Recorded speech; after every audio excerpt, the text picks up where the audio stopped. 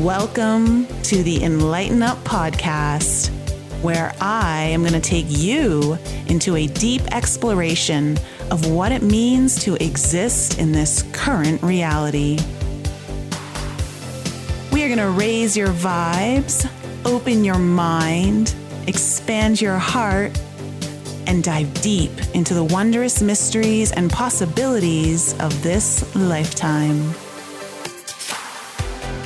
There's been a spiritual catalyst that has set in motion the awakening process of many across the globe to return to the knowingness of self and unite what has been separated.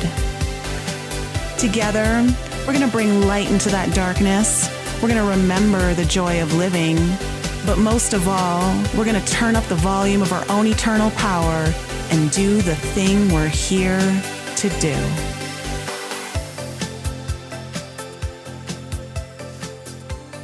Hey guys, welcome back to the now second episode of my reality TV recap, where we look at things from an awakened perspective. Slightly. We still indulge the very human side of ourselves that does love a little bit of drama every now and then, and are not ashamed to admit it. I hope you guys are doing really, really well. We're going to be getting into this week's episodes of Summer House and the Valley. And of course, I have a lot to say about that. I'm just going to, adjust my microphone here so it's a little bit closer to me.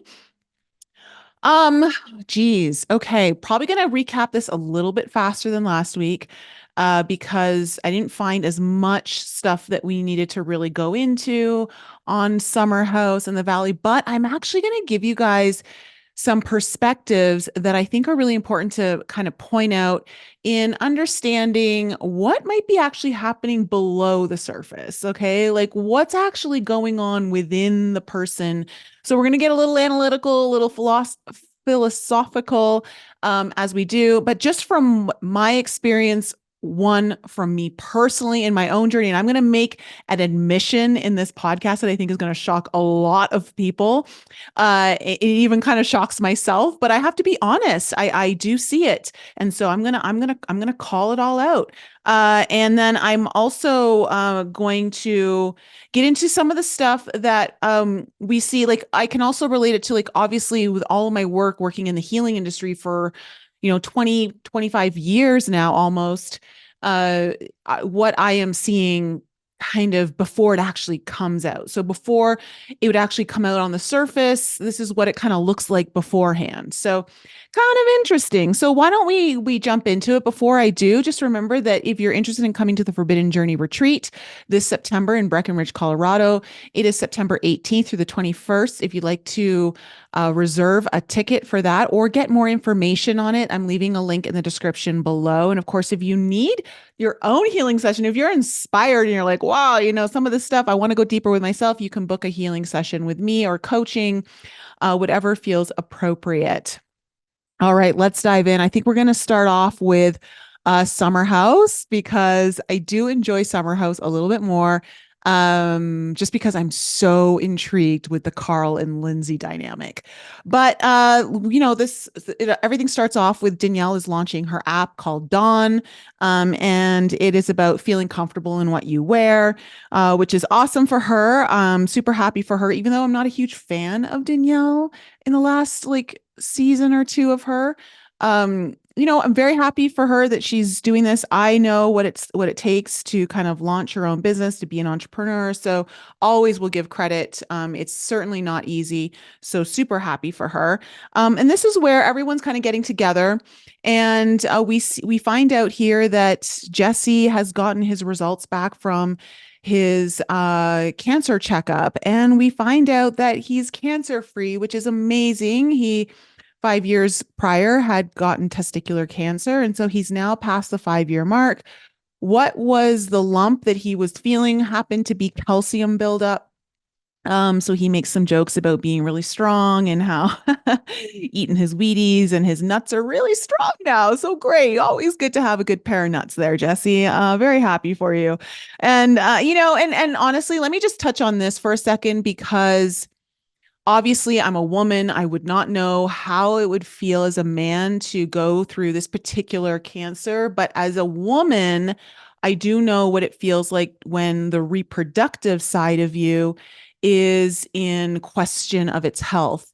And I would say that, these kind of cancers, whether you're a man or a woman, really make you question the I would think it would question just his role or his value. That's what I want to say, his value as a man, because as a woman, a lot of our value comes from, okay, I'll get in trouble for saying that, and that's not what I mean. I would say that one of our greatest values is that we can birth children into this world, that we can bring children. And of course, not every woman wants to bring a child into this world, and that's totally fine. Nothing wrong with that. But that is a huge gift to this world. And as a woman, if anything starts to go wrong in that area, it really starts to impact your value as a woman. Like you feel like you aren't as valuable to the world. And I say that from personal experience. That is something I personally felt. And I felt that knowing that I didn't even want to have kids. Okay. So that actually started to make me question, oh, maybe I do want kids. So from Jesse's perspective, I would imagine, and of course, men, if you're listening to this, call me out if I'm completely wrong or off base. But I would think that this would call into question the value that you bring as a man in a sense of, that's where your sperm is produced. And, of course, if you want to bring, continue your lineage, which it's very hardwired into us to do. Okay. This is a very hardwired thing in our DNA. Then of course that would question your value as a man in like what you are offering. So just something to kind of put out there. I don't know if any of you have gone through something similar, but let me know in the comments how you feel about that. But anyway, so everyone's kind of gathering to this event. And of course, Lindsay and Carl come in, and Lindsay admits that, she's been walking around on eggshells with Carl all week. They haven't really gotten into any deep conversations about what happened and all of that. And I will say I saw some clips of after I put out last week's episode, I watched some clips of, I guess, the after show that they do. And I just saw them, I think, on TikTok or wherever. And she was saying the exact same stuff that I was saying. And what I thought was so crazy that Carl really doubled down on this. And I think Carl and Kyle were totally out to lunch on like what's going on here. And honestly, I've got to say this. I actually really like Kyle and I do like Carl. I just don't like what's going on here, how they're treating their relationships. But it's literally the blind leading the blind. Like these two should not go to each other for relationship advice at all, because it's literally the blind leading the blind.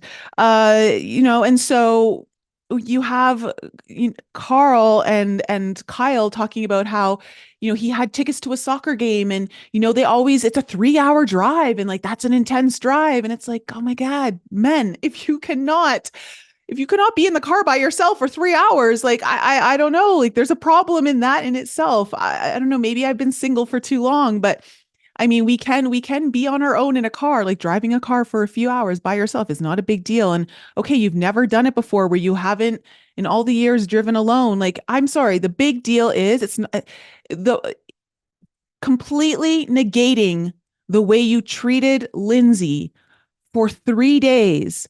One, dropping bombs on her at a dinner, about the conversation he had with his parents and totally how he minimized it and then had to bring it up again because obviously she's going to see what really went down and he has to prep her for that.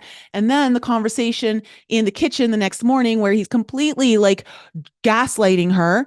And then in the bedroom the next morning, again, like just trying to like really get her going, like trying to set her off. And she's dodging all these emotional like bombs. Like I said in the last episode, like she's exhausted. Of course, if I were her, I would not want to be spending 3 hours in a car with you. You should not be expecting your girlfriend or your fiance, I should even say, to want to spend time with you after you treated her that way. Like, come on, have some common sense here. Like you can't put someone through that emotional roller coaster and then expect them to be there for you. I say this because Carl is a recovering alcoholic and I applaud him for his sobriety. That is no small feat at all. I lived with an alcoholic, and the emotional roller coaster that I was taken on, I am telling you, it was like I was living with an emotional terrorist. I don't know how else to describe it. At times, it felt like emotional terrorism. And what I'm seeing him doing to Lindsay is of the same nature. And it is exhausting. It depletes you, it takes all of the life out of you. And so it's so interesting that he even continues in this episode to say to her towards the end, which we'll get to, like, I just want you to be soft. I just want you to be tender. It's like, oh my God, like maybe she'll be soft and tender when you've completely killed her, like emotional, like ability to live right now, because he's driving her into the ground. Like I don't understand it. So I don't know how you can't recognize what you're putting someone through and then think, oh yeah, they want to spend time with me in a small confined area for 3 hours and go to a soccer game. Like I don't know. Anyways, so we're at this party and Jesse is asking Carl how everything's going, and Carl says, well, it wasn't great. We ended up sleeping in different rooms that night when I guess she got home and he had got home from the soccer game. And he just starts talking about his career again. And he starts like, I'm just going to do what's best for my career. I need her to trust me. I'm an intelligent person. It just sounds like he's trying to convince everyone and himself because he doesn't believe any of this. He really doesn't. And to be quite honest, I don't, and gosh, I know this sounds really rough, but this is a reality check on a reality series. Carl, like you're not doing a good job of instilling trust in anyone because you're not making great decisions. You haven't made great decisions in the past.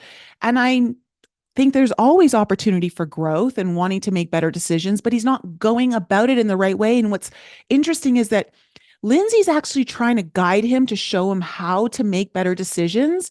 And he's like not wanting anything to do with it. He's interpreting it as interrogation. He's interpreting it as her like being really hard on him and deflating like his excitement. It's like, no, you're making big decisions that affected you really badly like a year or two ago, where you had to leave the company, and she's just trying to make sure you're going about it the right way. And I don't know, there's just a lack of adulting, to be quite honest.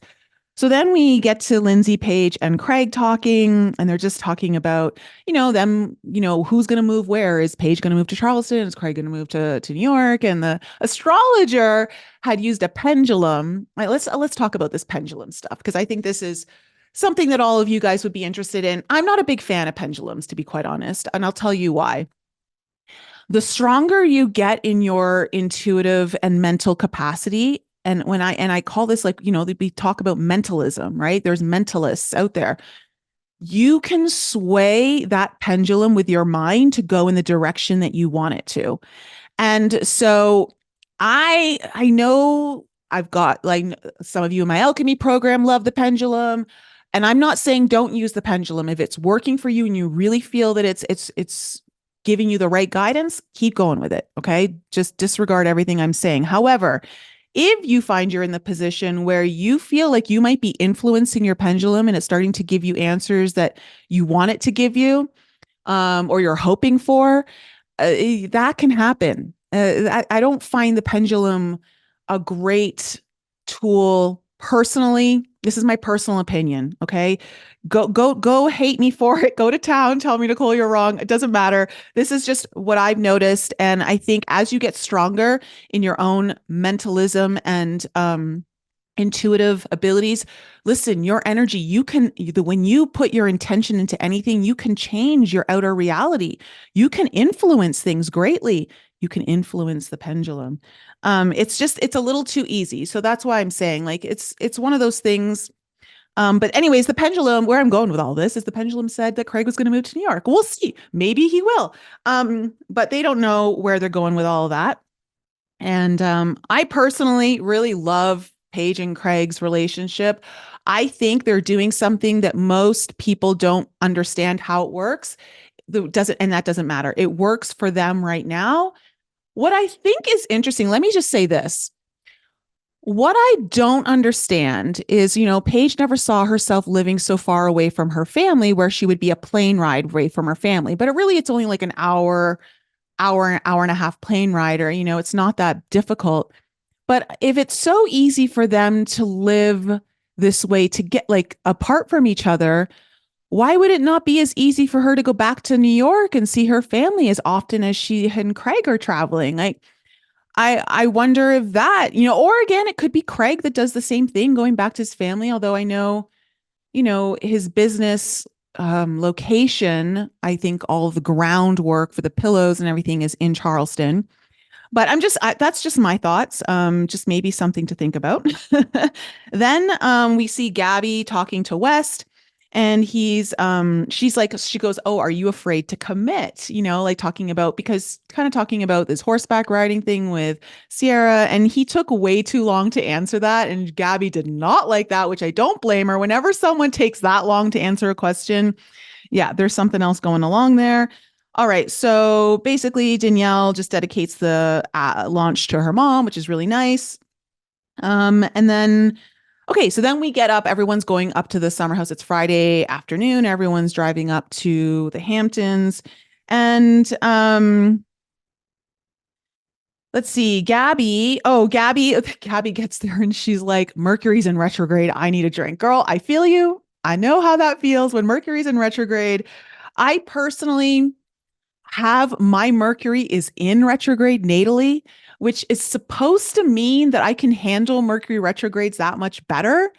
But I don't know. Like, I just don't feel it. Like Mercury, like I just, I don't know. I just feel like everything gets amplified even more so. So, what we find out is Wes and Sierra are throwing a surprise cancer-free party for Jesse at this restaurant, which is so cool. And so they get there. Jesse's surprised, and he talks about how, like you don't really realize who your real friends are until something like this happens to you, and you see who shows up for you, who your real friends are. And I would agree. And I think this is important. It's always great to have a lot of friends and big networks and all of that. But when it comes down to like the real stuff, like who's really showing up for you, it's moments like these where you really start to understand in your life who's your friend. Like I've been through, the last couple of years have been really tough for me in different ways, stuff that I've never been public about, and I won't be public about it. But, it's some of my friends that I thought were like ride or die, like our friendships ended because after being there for them in all of those ways, just didn't know how to show up for me when it was really, really like tough for me. And I was just like, I can't do this. I can't show up for friends in the capacity that they've asked me to. And I've gladly done it because that's what friends do. That's what friendship is about.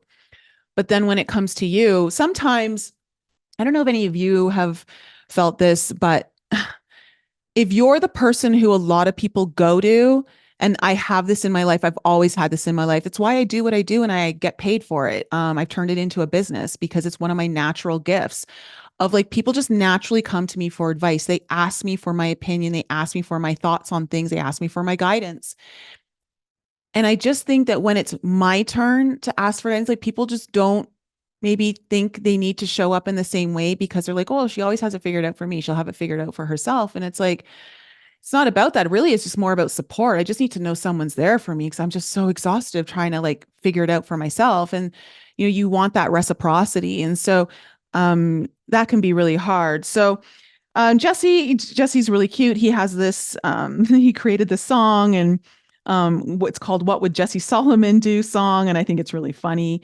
He does have a line in there that says, will Carl and Lindsay make it through the night? Which I was really, I think this speaks volumes. I think this speaks volumes because it's very obvious now to us that there was a very clear showing here that this marriage should not be happening. I think if they actually got married, I think we'd all be watching this season going, oh my God, that marriage is doomed. Like that wedding should have never happened. So I think definitely Carl made the right decision. And I think Lindsay is on the same page now. I've heard her in an interview earlier this week, where, she's glad. She like, yeah, we shouldn't have, because, there was information though.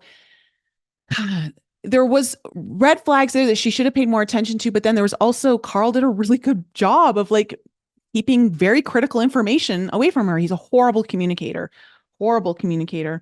So anyways, they all come home the next morning. They're all having breakfast.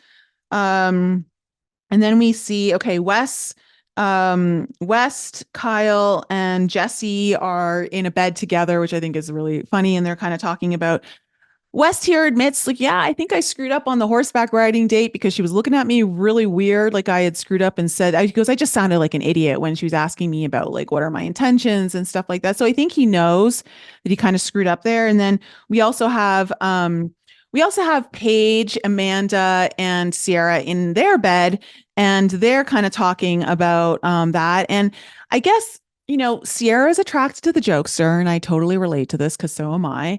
And my dad is a total jokester, so I tend to gravitate toward guys who are very funny and outgoing and life of the party kind of things. And so, you know, Paige says, yeah, she's like, she goes, are you questioning, like, am I the joke here? And then Amanda's like, yeah, you're the biggest joke. And Sierra's like, oh my God, don't say that. You're going to make me cry. And they're kind of like joking around, but not like there's some truth in this because this is Sierra's biggest fear. And what's really interesting is just from an energetic perspective here, she's holding this wound within her that happened when she was dating Austin, which may have also been just an extension of other things that have happened to her in her past, like cycles that are repeating themselves of her falling in love with a guy who isn't falling in love with her in the same way. And so she finds herself in a situation where she's all in and he's not, like he's 1 foot in, 1 foot out. And, so she's navigating those wounds, which means she's holding a frequency, okay, of really wanting that person to commit, the kind of person who is non-committal. And so she's attracting a guy like West who is not committed yet. You can tell he really likes her.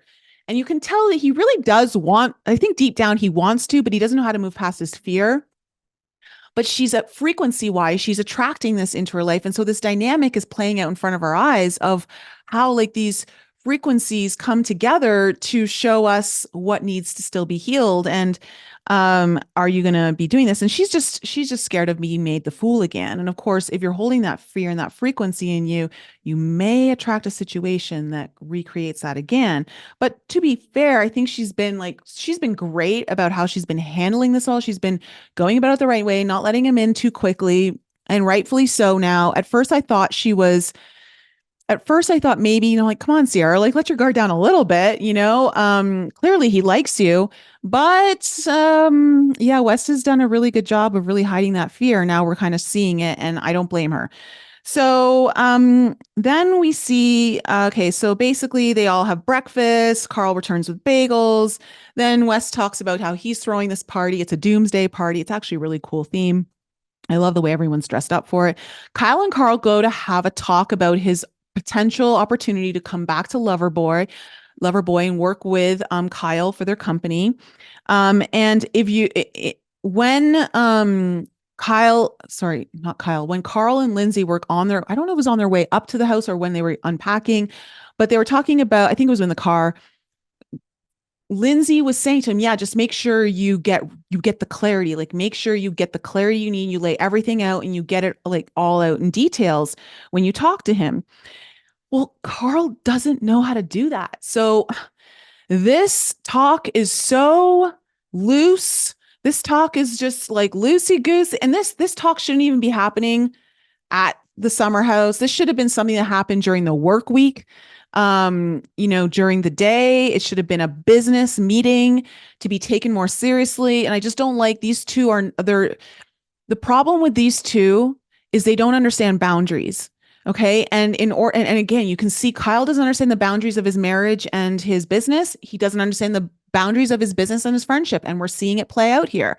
And so Carl is really horrible with boundaries and he's horrible at communication. So this is just a recipe for disaster. And Lindsay, rightfully so, is concerned and frustrated, and which we'll get into in a second. So basically they talk about, the potential of Carl coming back for this non-alcoholic spritzer beverage, and how he wants to come back more in a consulting manner. Now, I don't think he mentioned that to Kyle. I think that's what his intention is. He said that to Lindsay, but I don't think he's really saying that to to Kyle. And so Kyle offers him like, $3,000 stipend, $2,000 per event, and 10% commission. Apparently, he's also giving him some equity in the company under this subsidiary. This is a subsidiary under the main umbrella of Loverboy. But he doesn't get any of the details. He doesn't get anything in writing. He doesn't get anything like really flushed out. They just kind of loosely talk about it. Okay, yeah, we're uncomfortable talking about this.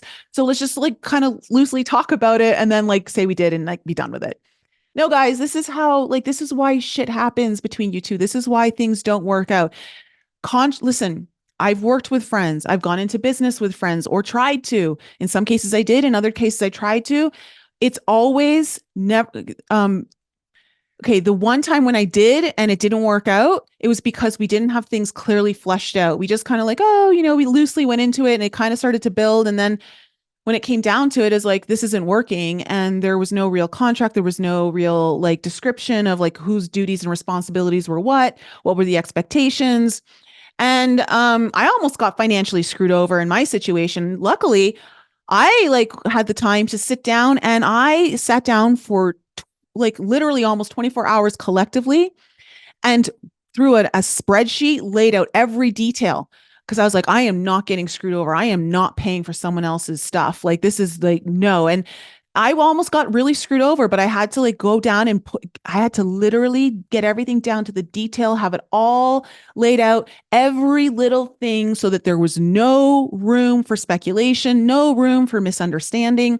And that's what these two aren't doing. They are leaving way too much room for misunderstanding, way too much room for speculation. So, what I also noticed in this particular part of the conversation is they're talking about like Kyle mentions how, and this came up in last season, and now I'm starting to see that, oh, I feel bad for Lindsay. I really do. Because I thought, oh, like, why is Lindsay getting involved in Carl's involvement with the company, and not being supportive of him?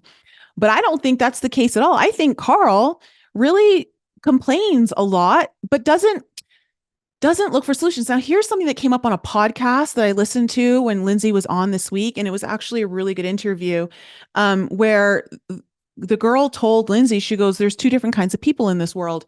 There's people who are solution driven and people who are problem driven. And Carl's a problem driven person, and Lindsay's a solution driven person. And I totally relate to this. Like I'm like, okay, there's a problem. Let's look for the solution." And there's other people in this world who are like, oh, there's problems. Let's just look at all the other problems and why everything's going wrong. And then just try to put a band-aid on it. And it's like, that never works. And so, what I don't like here is that Kyle's trying to insinuate like, oh, we got to figure out how to plan this so that Lindsay doesn't shoot down the opportunity. And it's like, no, that's not what's going on here. Like Kyle and Carl is so hard to get their names right. It's like a tongue twister. Carl is not doing what he's telling Lindsay he's doing. He's not doing what he's promising her he's going to do so that she has confidence that he feels good about the decision he's making for his career, which ultimately is about, going to support their family down the road. Of course, she needs to be involved in this. And I don't like how he's like, well, I'm ultimately going to do what's best for me. And it's like, okay, yeah, you definitely need to do what's best for you as long as it's also best for the both of you. Because you're now a team, you're going into a marriage. Like it's not just you. And I get it. He's feeling emasculated. And part of that is because he's doing a really good job of allowing himself to be emasculated. It's truly just by his own actions. But, yeah, this is where we start to see a beginning of that. Now we cut to the pool. Jesse and West are back there, and they're just kind of chatting about the surprise party. And Jesse's like, he felt like, now that he knows that the cancer's gone, he feels like he can really focus on the bigger life decisions that he wasn't sure he could be making. He felt like he had to put his whole life on hold because like, which way is this going? I'm going to have to deal with cancer all over again and the rest of my life goes on pause, or can I actually start making bigger decisions? I've been moving forward. So he's like, I feel like a free bird now, which is great. And so everyone's dressing up for the party. And now we get Lindsay and Carl discussing in the bedroom where she's trying to put on her boots and she wants to know how the meeting went. And she's like reminding Carl here of the importance to clarify that he's not an employee, but outsourcing his skills. And Carl says, yeah, I have to talk to him again. I didn't exactly say that. She's like, but we talked about this in the car. Like you said you were going to make sure everything was super clear. So again, Carl's telling her, yeah, I'll do it. And then he doesn't do it. And he's like, well, don't worry about it. It's all going to be fine. It's like, no, Carl, that's not how this works. You were in this company prior. You weren't happy. You felt like you were being taken advantage of. You felt like all this other stuff. And I'm sure there was a blend on both sides, both him and Kyle, because I can see that their boundaries are just really shitty. So I'm not going to say that it was one person or the other person's fault. I'm sure it was a collective problem. But what I don't like is that, Carl's people pleasing is really coming into play here. We're seeing how his people pleasing is detrimental to his ability to make good decisions and base those decisions on clear information. So his communication is suffering because he's just trying to get along to get along to get along kind of thing. So, he said he's going to clarify. He said he clarified it, but he didn't. So he lied to Lindsay there. And then he talks about how, he's going to have equity, but he doesn't know how much. And so Lindsay's like, you guys, you beat around the bush. You don't get everything clear. And I agree with her. These two, it's like, honestly, Tweedledum and Tweedledee, like, this is not how you run business. Like, you cannot, when you're bringing friends into the business, like, things more than ever have to be so crystal clear. Like a word of advice to any of you out there, if any of you have businesses and friendships that are kind of commingling, be so crystal clear in your documents, your contracts, your conversations. It's so important, especially if you want to preserve the friendships. But more so also if you want success with everyone in the business and whoever's working. So Carl comes and he's like, Carl's like, well, do you want to talk to him? And she's like, what? No, I don't want to talk. Like, Carl, you're supposed to be an adult here. You're supposed to take care of your stuff. Like, you can't even talk to him. And well, you're not doing it in a healthy way. You're not doing it in the way you said you would do it. And so, he claims it feels like an interrogation and he wants her to just be excited about the fact. And I'm like, how is Lindsay supposed to get excited about something where nothing's getting clarified? Nothing changed. You didn't get any more information other than some loose details, but nothing's been super clarified. You didn't stipulate what you needed to get stipulated. So again, you're wanting to get excited and be behind you and be like, good job, babe. You know what? She would have been excited for you and been like, great job, babe, if you had actually done what you had said. If you had done what you had said. And so, this is frustrating to watch. It's so frustrating. So then we kind of cut back to, so now we're at the party. And so Wes is wanting to introduce Sierra to some of his friends. He's invited a lot of his friends from all over, to this particular party. So now Sierra's getting to meet some of his friends. And Gabby, I think she's with Paige, and someone else, might have been Amanda, I don't know. But she's like, they're watching Wes introduce Sierra from across the lawn to all his friends. And Gabby says, and I think this is interesting, she goes, their first fight is going to be because West is too social. Interesting. I wonder if that's going to come up. We only have one episode left, which is the season finale. But I could see how, if he is really social, and not paying as much attention to her, and she doesn't know where he stands, I don't feel like she's going to be like, oh, screw you. It's just that she's going to be like, okay, you're not giving me anything that's showing me that this is secure. If she knew he was secure and he was being social, I don't think it would be an issue at all. But because there's so many unknowns here and no one's stepping up to the plate. So, then we move to Sierra and Lindsay actually in the kitchen.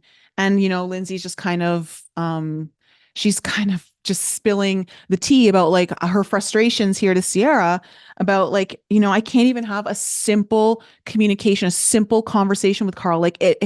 And it's true. She's having basic level conversations here with Carl and he doesn't know how to handle it. He can't articulate himself. He can't understand that he's not doing what he says he's going to do. And then he comes back and there's no movement. And again, he's like, well, I just want you to be soft and be tender. It's like, and she's right here. She's like, I don't know if she says it here, but whatever. But I think he says it later, so I'm not going to get into it.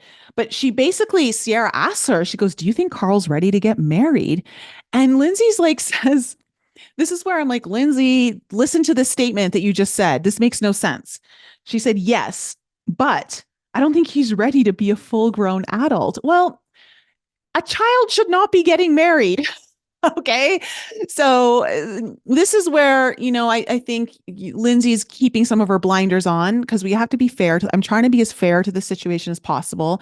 I'm very much more supportive of what Lindsay's going through than what Carl's going through because I can see her frustrations. I've been there, so I know what she's going through. But you can't say that statement and then really think that he's ready to get married. If he's not ready to be a grown adult, he's not ready to be your husband.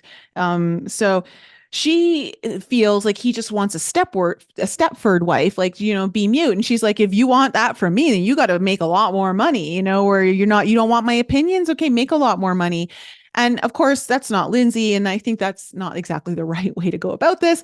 But that's what she's kind of saying. So where are we going here? Let me just check my notes. All right. So then we move to Carl and Lindsay. Okay. So she's like, let me go talk to Carl. I need to bring him aside. So she goes to talk to him. And as she's pulling him away to go talk to him by the side of the pool, we cut to Kyle and Paige and Amanda talking. And Kyle thinks that Lindsay is shutting him down. And again, this is where, Kyle is under the impression that Lindsay is shutting him down. Lindsay is not doing that. Carl is not bringing to the table what he says he's going to bring. He's not getting the clarity.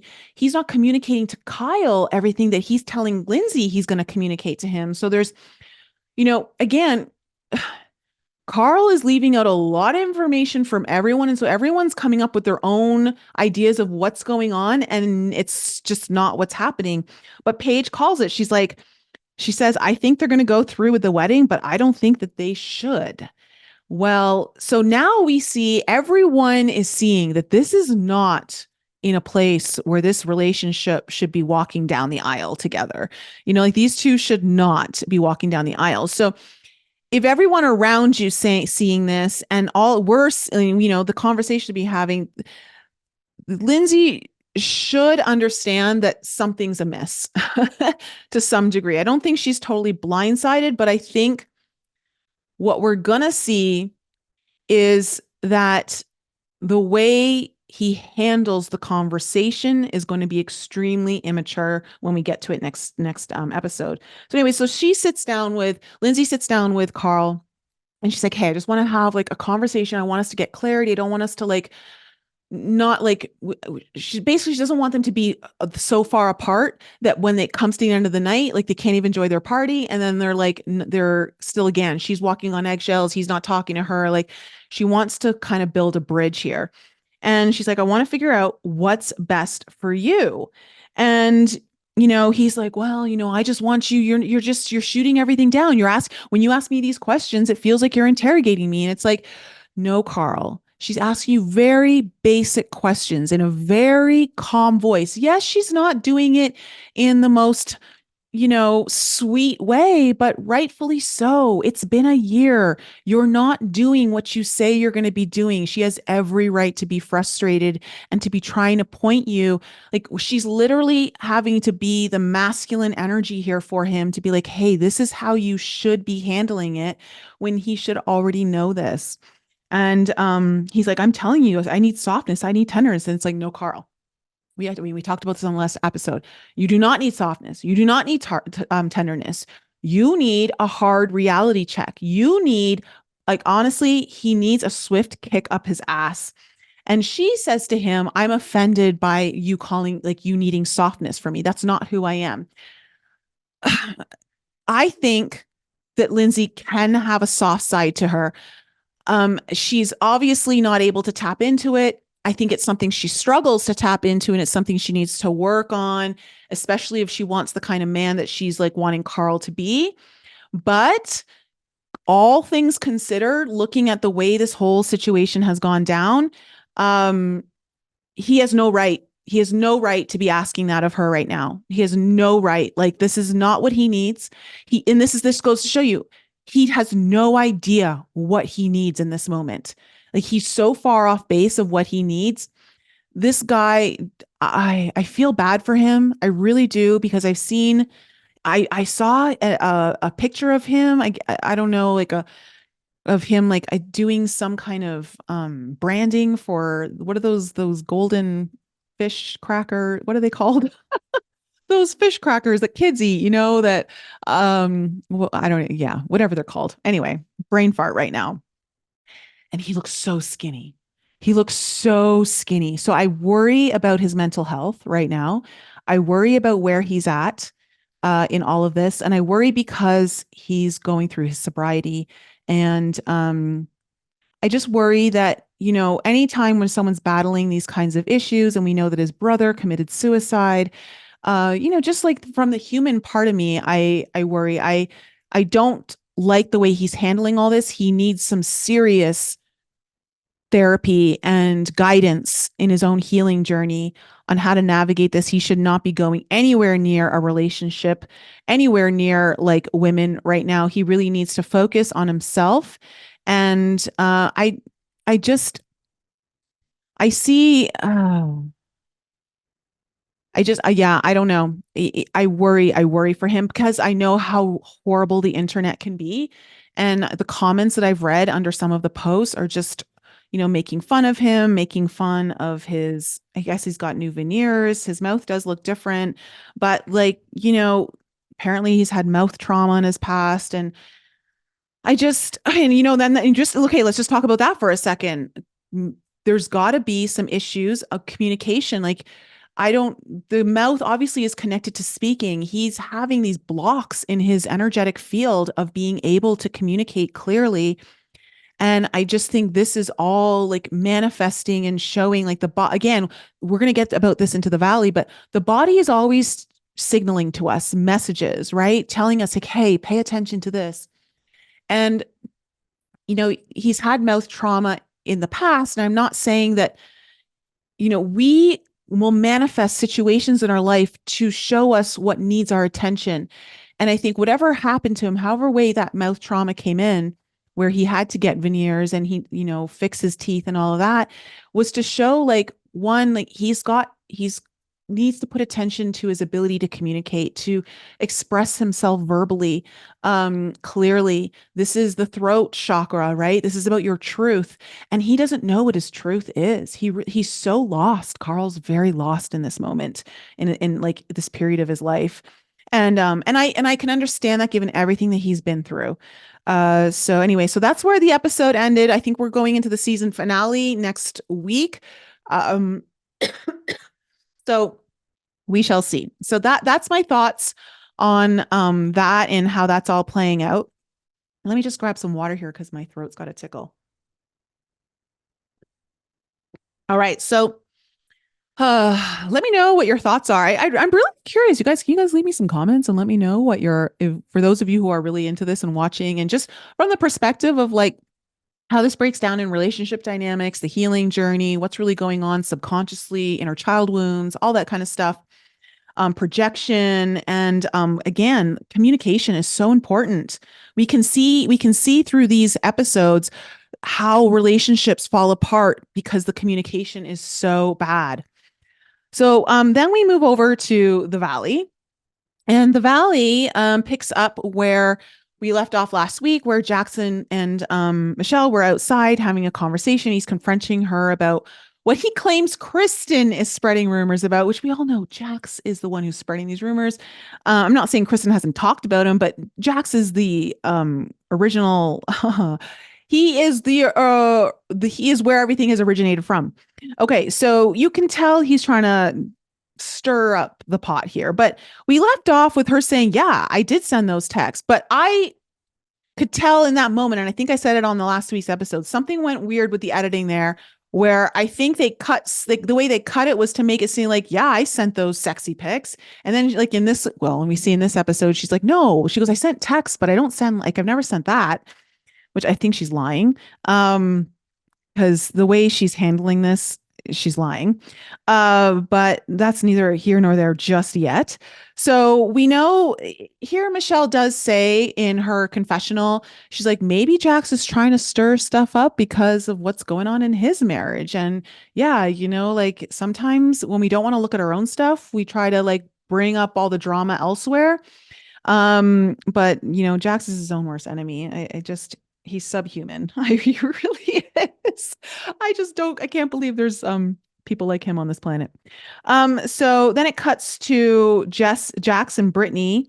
And I guess Jax is he comes into the kitchen. Michelle's going up to talk to Jesse because Jax has said to her, he's like, oh, are you going to talk to Jesse? Are you going to let him know? Or do I need to have a conversation with him? And she's like, no, no, no. She's like, I'm gonna talk to him. And so he starts questioning Brittany and like, was she sick because of drinking and all that kind of stuff. And, I really don't like what he's doing here, but I'm going to actually come to Jax's defense a little bit, not for his behavior. His behavior is deplorable, but there is something here where Brittany is not taking responsibility. And so I understand some of Jax's frustrations.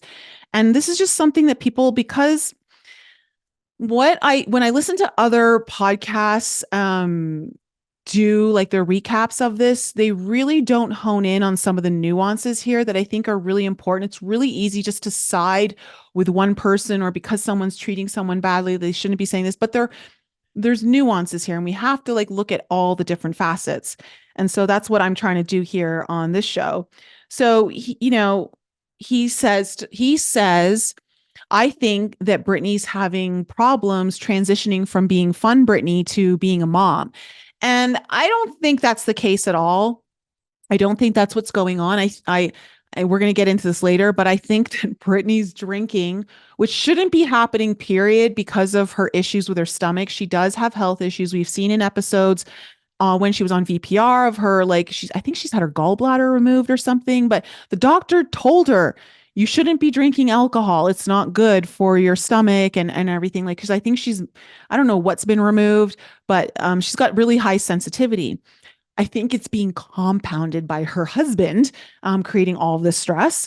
But so, then it cuts to Jesse and Michelle talking upstairs. And then Jesse's like, okay, you're going to talk to me about what something Jax told you. I want Jax up here, which is great. I think this was the right move on Jesse's part. So Jax comes up and joins the conversation.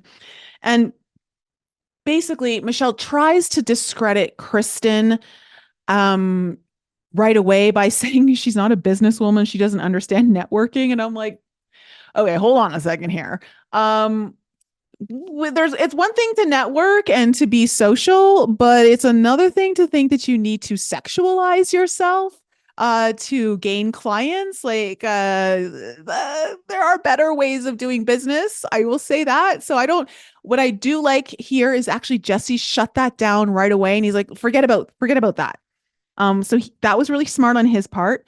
But basically when he gets and hears what Jax has to say, he's like, I don't care who she talks to. Do you see? I'm not a jealous guy. Like, I'm the one who's pushing her to go talk to 5 guys and bring in that business for us. And I'm like, oh, great. So you're pimping your wife out. Wonderful. Great dynamic that we got going on here. So we can see how, like, things have not worked out in this marriage for multiple reasons. So then we cut back down to the kitchen where Danny's kind of opening up about how, like, he's just talking about Jesse and how he doesn't understand, how, he comes across, he can be a real dick and he's, me and my sensitivity, blah, blah, blah, blah. But what happens is Jesse actually comes down the stairs. This is actually a really cute moment. And he actually cops to it all. He's like, you know what? He gives him a hug. He gives him a very healthy apology. And he's like, I'm really sorry. And like, even Danny's like, is this for real, dude? And actually, I want to say this. I definitely did not like Jesse, and I'm not a huge fan of him, period, to begin with. this is where I'm going to admit something that is going to shock a lot of people. I can relate to some of the stuff I'm seeing in Jesse. I've seen it in myself in my 20s. I am seeing myself in Jesse being the asshole and I had the capability of being a very big asshole when I drank. And I know that it was because I had been repressing a lot of pain, a lot of hurt in that was a result of my relationship where I was cheated on and felt like I lost myself in that relationship. I had isolated from my friends, and then like coming out, like when I finally the relationship was over and I started drinking to numb that pain. I can see, I think Jesse actually has a very deep side to himself, and he's got a very philosophical, and he even has some wisdom in there. Some, not, I'm not saying a lot, but he has some.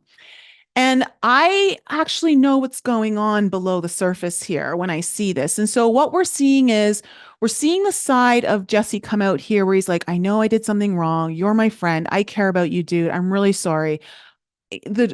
He's worn off some of the alcohol. He slept off some of the alcohol, which was definitely bringing up some of his anger and his aggression, which, like I said on the last episode, when you're in that position, you tend and you can't take it out on the person that you really want to take it out on, which I believe is his wife and partially himself.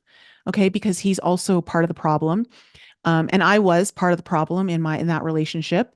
Um, you end up taking it out on the people who are closest to you and are easy targets, because and Danny's kind of an easy target. So what happens is they're trying to start dinner. Janet's like, get out of my kitchen.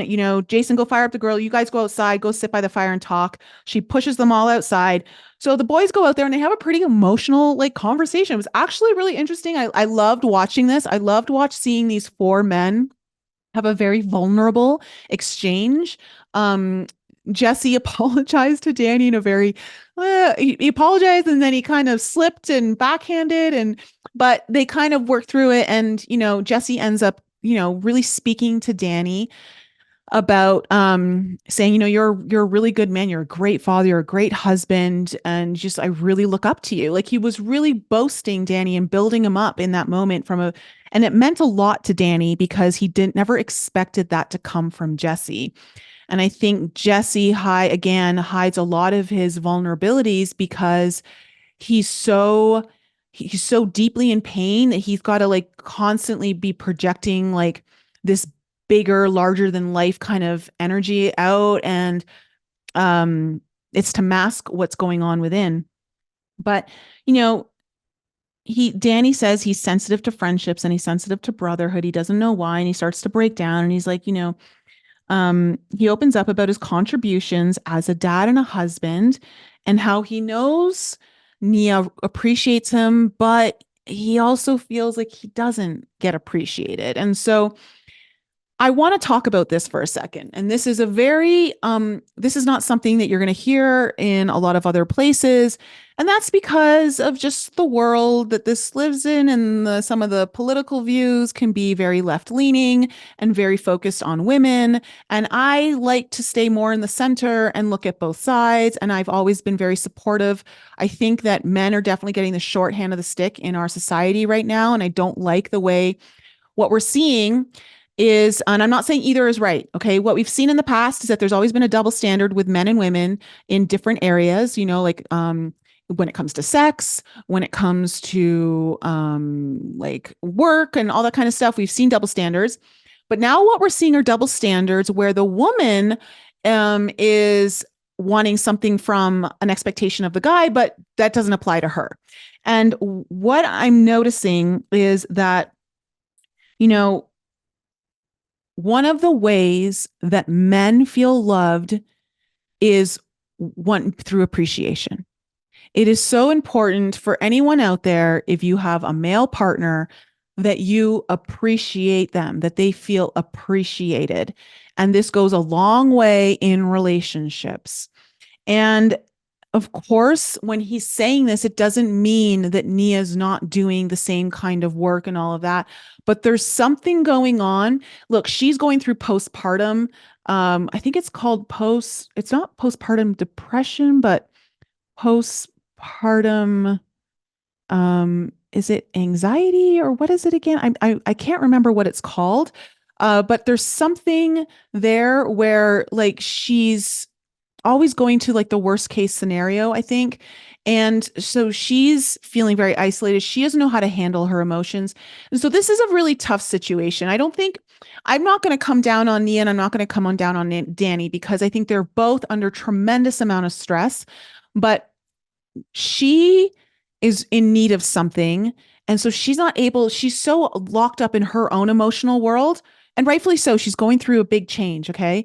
But he's also like needing some sort of appreciation from her, just from a husband wife perspective. And I think this is what happens in a lot of marriages when there's kids is that, you go into the father mother role and you forget, well, wait, I'm still a husband and a wife.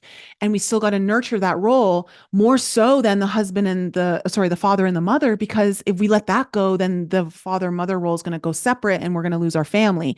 And so it's important that he feel appreciated. And again, I can see how like she's also saying like he doesn't understand that I feel isolated. And he wants me to further isolate by moving an hour out of LA, where I don't have friends and I don't have a support system and I can't do that.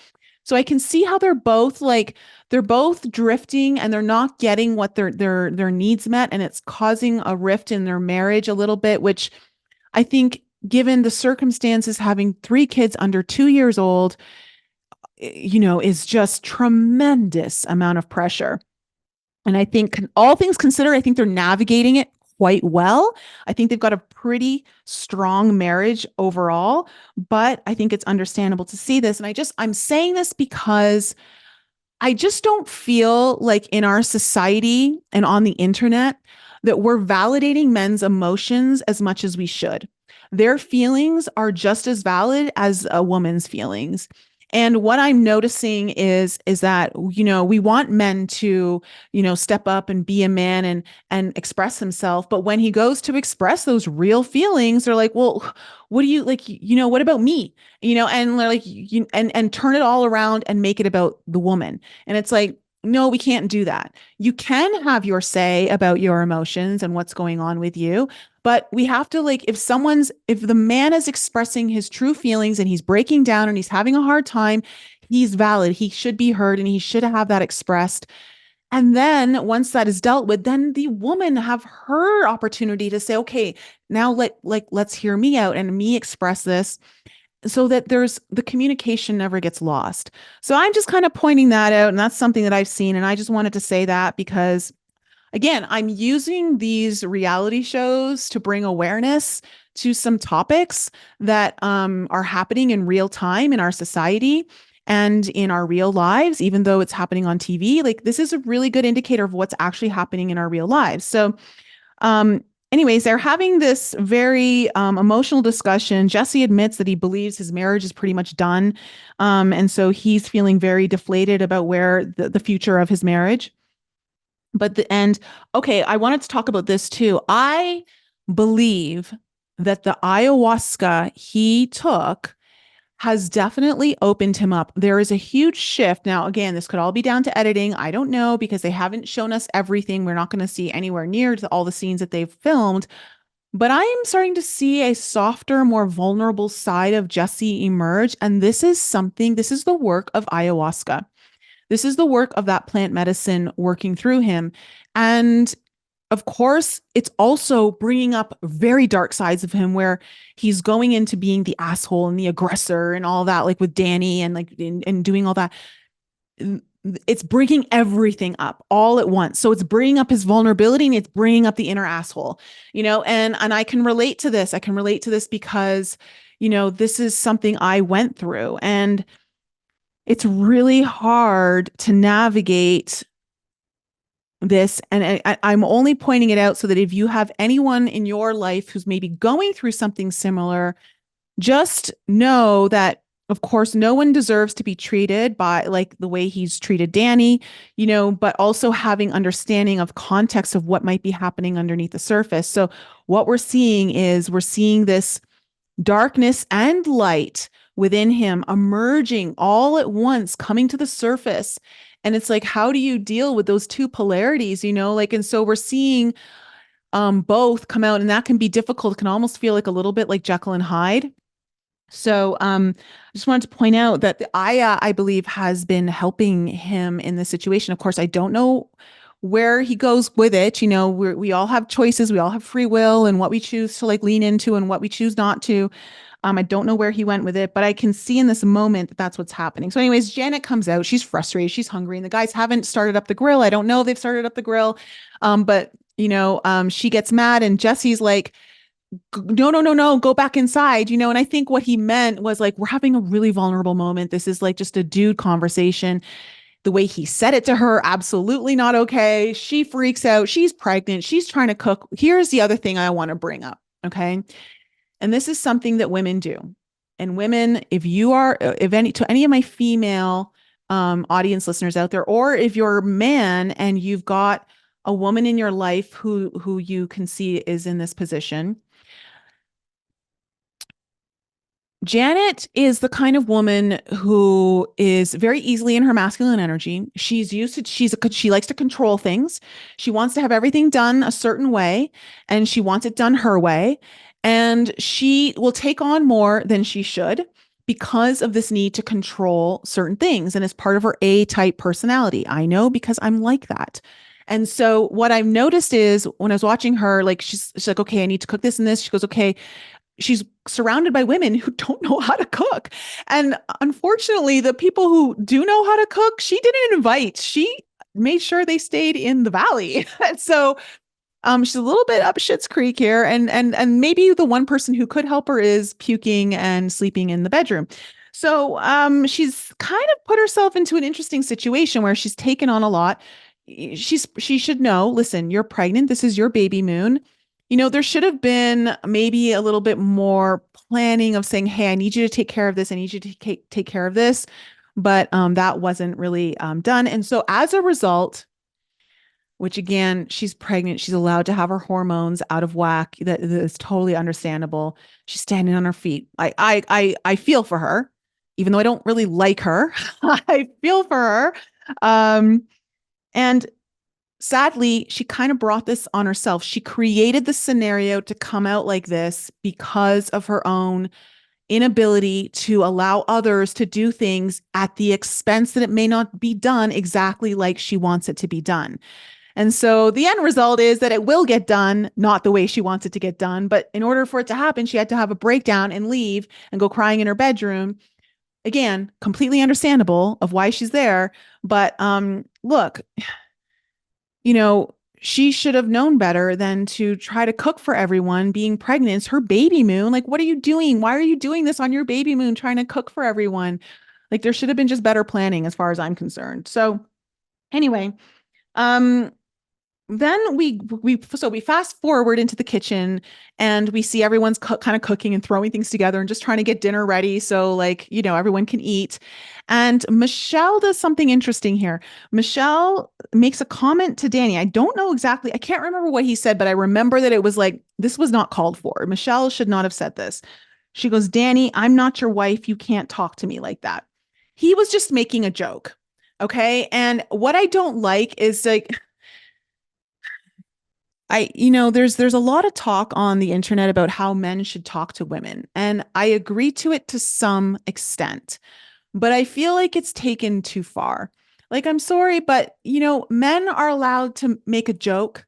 Men are allowed to say something offhanded every now and then. Like, you guys are all friends. If you guys can't like take jokes together, then why are you even friends? Which we were kind of starting to see, like, are they really friends? Like, maybe they're not, like, maybe they shouldn't be friends. I don't know. But what she did here was she took a dig at him, which was misdirected. It's her feelings that are her frustrations in her own marriage. And which were, okay, two things. One, should have been towards her husband. But again, it's not, because it's not healthy. Like this is where women start to also shoot themselves in the foot when they start taking these little stabs and these little jabs at their man or men in general to kind of cut them down, cut them down, cut them down. Eventually, like what you're doing is you're emasculating them, you're making them feel unworthy, and like you're not giving them any room to stand up for themselves. And because as soon as he would go to perhaps defend himself, she'd be like, don't talk to me that way. And that's what I don't like. That's where I'm not a big fan of like what I see here on a lot of these reality shows. Is that like the women are not leaving any space for the man to really defend himself, and he can't. And like you should be able to defend yourself without having to raise your voice. But if you raise it just a little bit because there's frustration, I don't think there's anything wrong with that. I think we're allowed to have a little anger, a little frustration, especially if you're wrongly and unjustly treated. But there seems to be this rule like no man can ever yell at a woman. And I'm like, I'm sorry, but if you mistreat him and you are even yelling at him, or you put him in a position where he rightly should be defending himself, and it builds up and you just don't give him that space, it's a fine line. I don't know. There's some things there where I disagree a little. So, what I don't like this also because she's getting involved in their marriage. Now, Nia is not, from the conversation we saw earlier in the kitchen, which I kind of glazed over. I didn't really talk about, was they went to go look at a home in, I think, Santa Clarita or wherever that town is that Danny wants to move to, but Nia doesn't because it's too far away. And Michelle was showing them a house. Her and Jesse were showing them their home. And, that they could potentially move into. And she's like, I was showing you that home so you could say like, yeah, I don't want to live out here. Like, and say like, all the reasons, like you didn't stand up for yourself. You seem to like be going with it. And she's like, you've got to stand up for yourself. You've got to say what you need. And so here she's starting to insert herself in their marriage. And that's not right. Like, you should not be doing that. Like, you focus on your own marriage, let Nia fight her own battles, have your own discussions with Nia, but don't start fighting the battles and getting involved with the husband. Like, I don't like that. So then, Jax comes into the kitchen and he's like, where's Brittany? And she's wasted. She was drinking. And this is where he goes and he starts insinuating, that she's been drinking all day.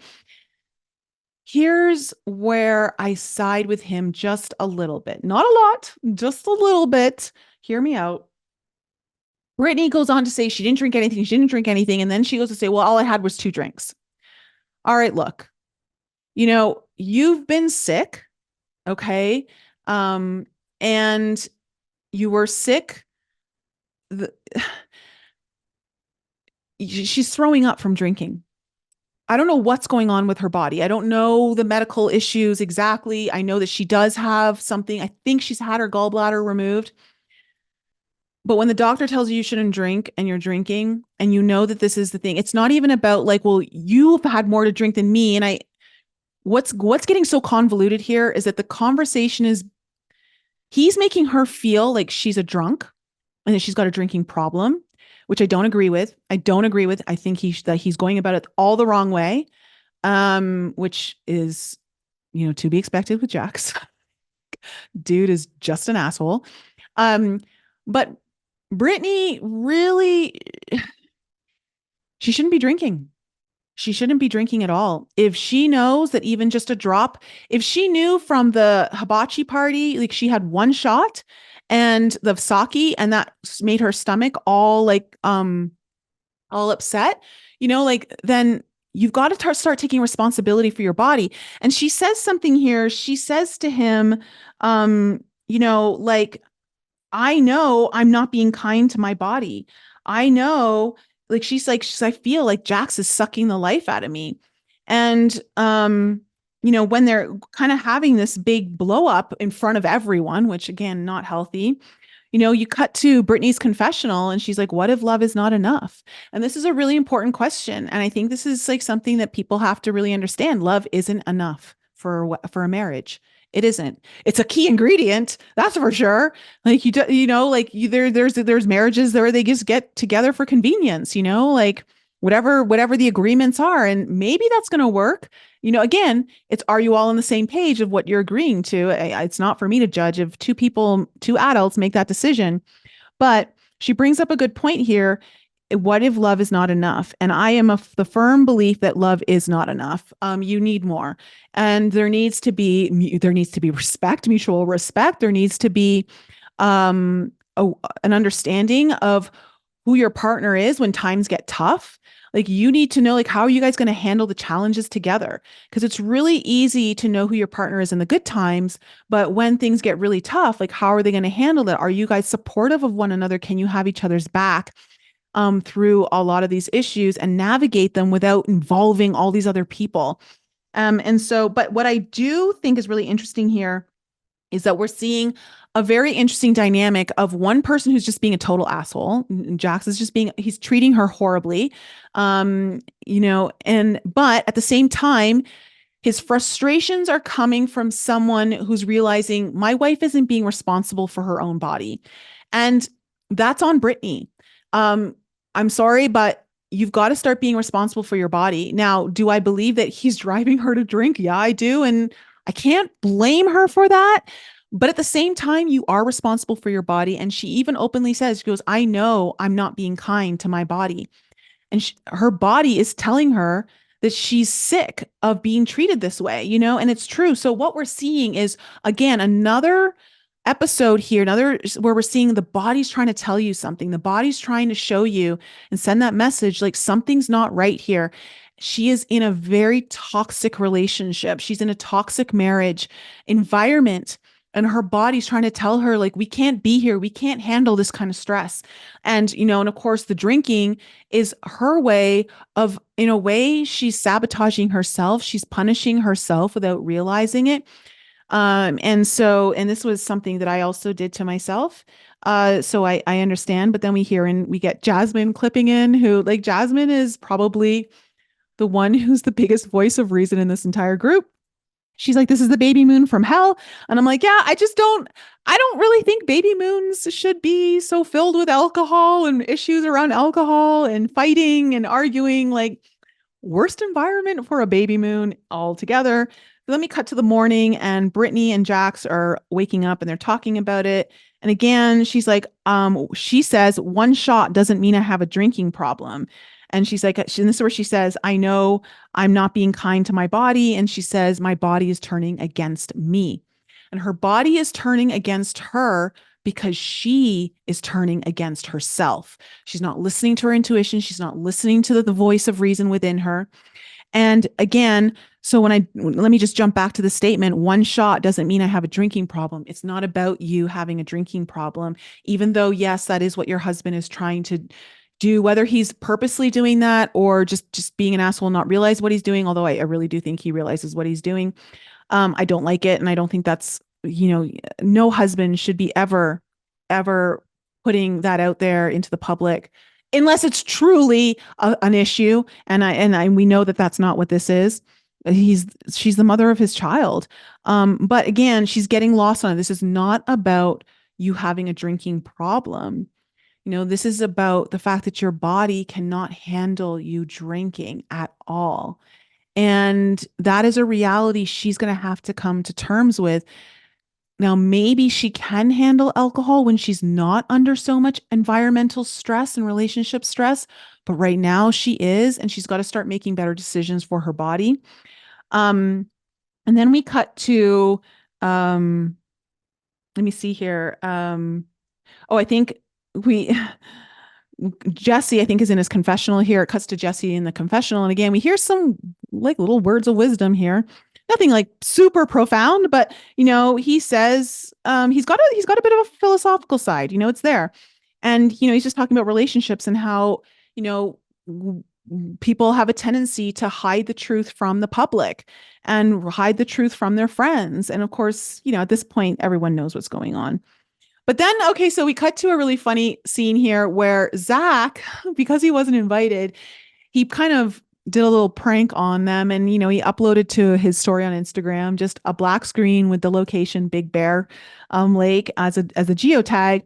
And, it's funny. I love that he did this. I'm a huge fan of Zach. I really like him. Um, and yeah, it was petty, but I kind of liked the pettiness. I'll be honest. I thought it, he was well within his rights. He was well within his rights to be a little petty, and it was fun and it was all in jest. He was joking, but the girls took it to a whole new level. I'm like, ladies, it's not that big of a deal. Like, he's not some mass murderer, like hunting you out in the forest, waiting to destroy your baby moon. Like, I just think that this was just the fact that Janet was losing sleep on this. I'm going to cut her a little slack because she's pregnant, and I'm going to give her a little bit of an out there. But this was so blown out of proportion. And it's like, Janet, you're going to stir the pot here and you're going to cause all this drama. But then when someone goes and does a little funny thing like this and you like lose your mind, you think it's like, the hell is coming into your baby moon. Like, come on. If you can't dish it, no, if you can't take it, don't dish it. Okay. And we're starting to see a little bit of that. So anyways, Zach is petty with a purpose, and I'm a fan of it. I love it. I think it's great. Because I think Janet deserved that. So, boys go fishing while the girls are preparing a surprise baby shower for Janet. Janet was supposed to go paddleboarding with Michelle, but Janet's so exhausted because she didn't sleep from the worry of Zach hunting her down in Big Bear somewhere. So then we cut out to the boat, and the guys are on the boat, and they're talking about a Napoleon complex. And thank God, thank God for Jason for being the normal, intelligent human in this group. Okay, I think Jasmine is also pretty intelligent, but when it comes to the men. Thank God for Jason, because Danny thought that a Napoleon complex was about not wanting someone taller than you as a man. So as a man, not wanting a taller woman than him, and that he's always dated shorter than him, and that's his Napoleon complex. And Jason's trying to tell him, like, no, dude, that's not what a Napoleon complex is. And he's like, yes, it is. And oh boy. Okay. So thank God we have Jason there to be the voice of reason, because I think so many of us would become stupider by watching this particular exchange. But then we have Jesse analyzing Jax on the boat. And I gotta tell you, he isn't that far off from the truth. Jesse has a deeper philosophical side of him. He actually sees things and is able to call them out pretty articulately. Um, Is he in the best position to be doing so? Not exactly. But again, I think, again, we never really saw this side of him until post Aya. And so what I'm seeing is just like there's another side of him that's finally getting to be aired more. Now, he analyzes Jax. He goes, I think you're a fighter. I think you've always been a fighter and you've been fighting your whole life to prove yourself for a very long time. And what I think is like, you don't need to fight with Brittany. You don't need to prove yourself to her. And so he's kind of picking up on this thing where, Jax is always like trying to prove himself, and I would say that he's not far off on that I want to call it an analyzation, but analytical point of view. Okay, let's just call it that, because I don't think analyzation is a word. And then what we see here is Jax actually reflects for a moment, and he's like, in his confessional, he's like, God, like, am I the one causing Brittany to drink? Ding, ding, ding. Oh, Jax, like a moment of clarity, a moment, an epiphany happening right here. But then, basically, on the boat, he's talking to his buddies, and, basically Jax lets it slip here.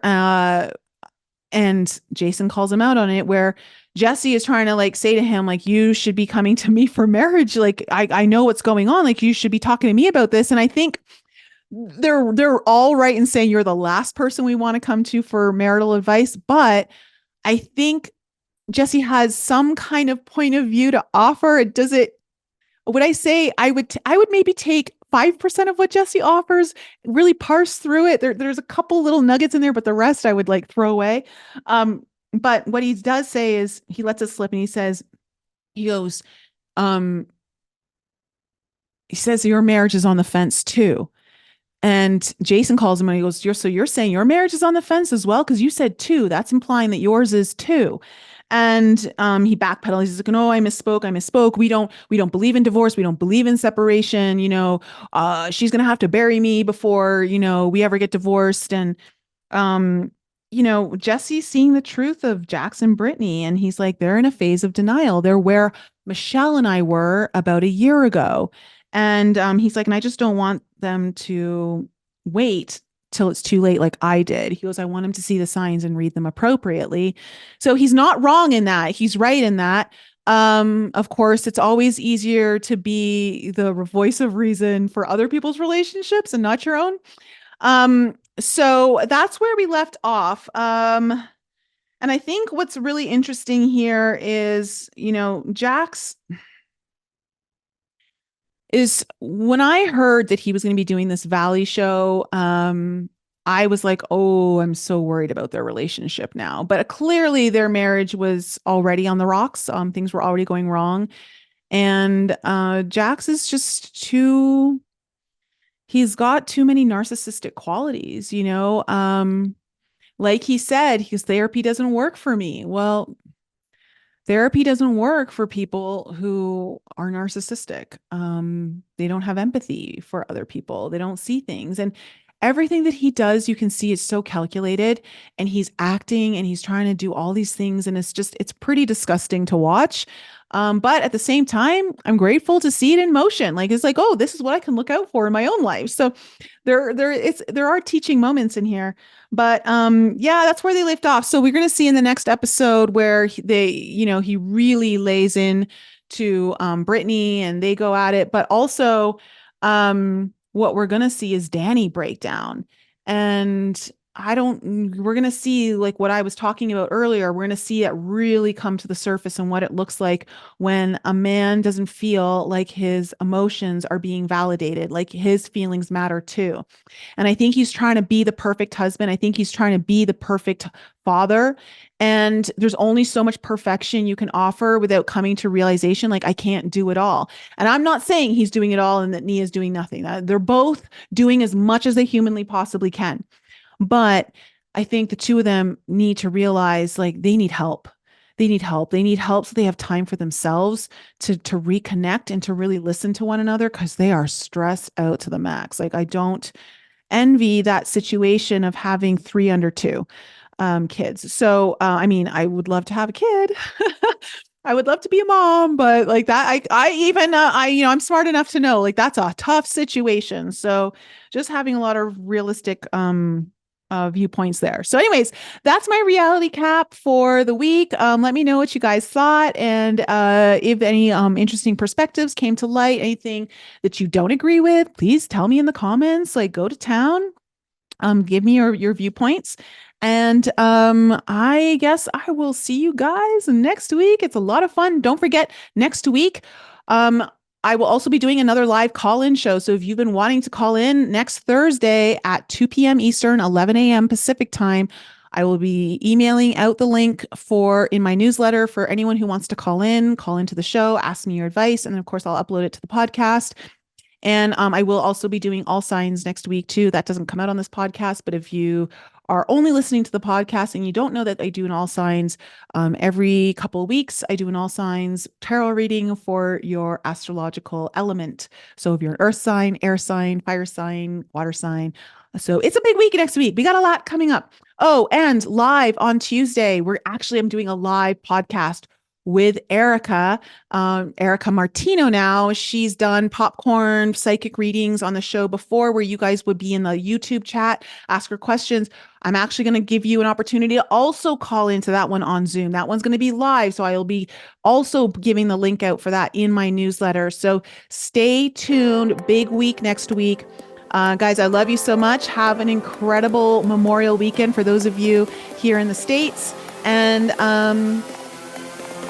till next time. Thanks again for joining me for another show on the Enlighten Up podcast. I love you guys so much for all of your continued support. So remember to raise your vibe, find your tribe, and be open to the infinite possibilities held in the mysteries that surround us all. Thanks again for sharing the show with your family and friends. And if you're new to the show and you need to find out more information about me, please head on over to my website, NicoleFrolick.com, where you can join my newsletter. And please follow me on Instagram, Telegram, and YouTube. Keep your light bright, and I'll see you next week.